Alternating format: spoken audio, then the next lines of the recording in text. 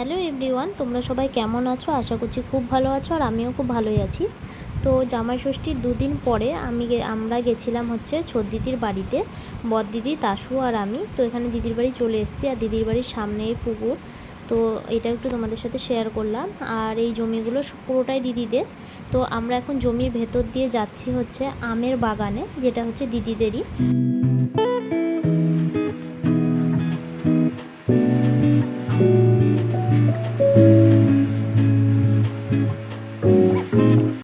এই যে আমরা গাছের সামনে চলে এসেছি আর দেখো কত আম ধরে আছে। আর আমগুলো এত বড় ছিল, মানে বলার মতো না। তো ফোনে বোঝা যাচ্ছে কিনা জানি না, কিন্তু সামনে থেকে অনেক বড় বড় আম ছিল। আর মানে পুরো বাগানে অনেকগুলো গাছ দিদিদের। সব গাছে তো আর একই রকম আম হয় না, অনেক গাছে ছোট ছোট আম আছে, কিন্তু অনেক ধরেছে আর কি। তো আমরা সেখানেই দেখতে গেছিলাম।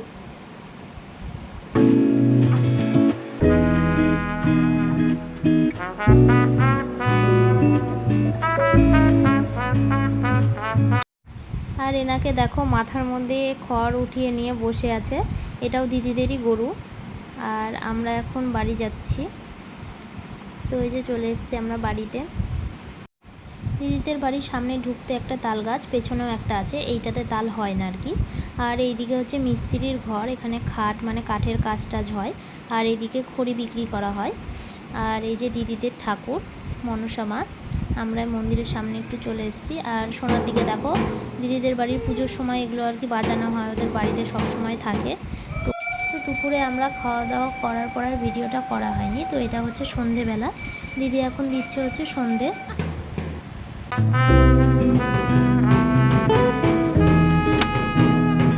তারপরে সন্ধে দেওয়ার পরে আমরা রেডি হয়ে চলে গেছিলাম হচ্ছে বাজারের দিকে একটু।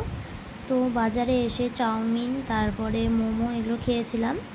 তারপরে তাসুর জন্য খাবারও নিতে গিয়েছিলাম আর কি একটা ওষুধের দোকানে। তারপরে আমরা মিষ্টি টিষ্টি নিয়ে বাড়ি চলে এসেছি। তো আজকের ব্লগটি এই পর্যন্তই। ভালো লাগলে অবশ্যই একটি লাইক করে চ্যানেলটিকে সাবস্ক্রাইব করে দিও।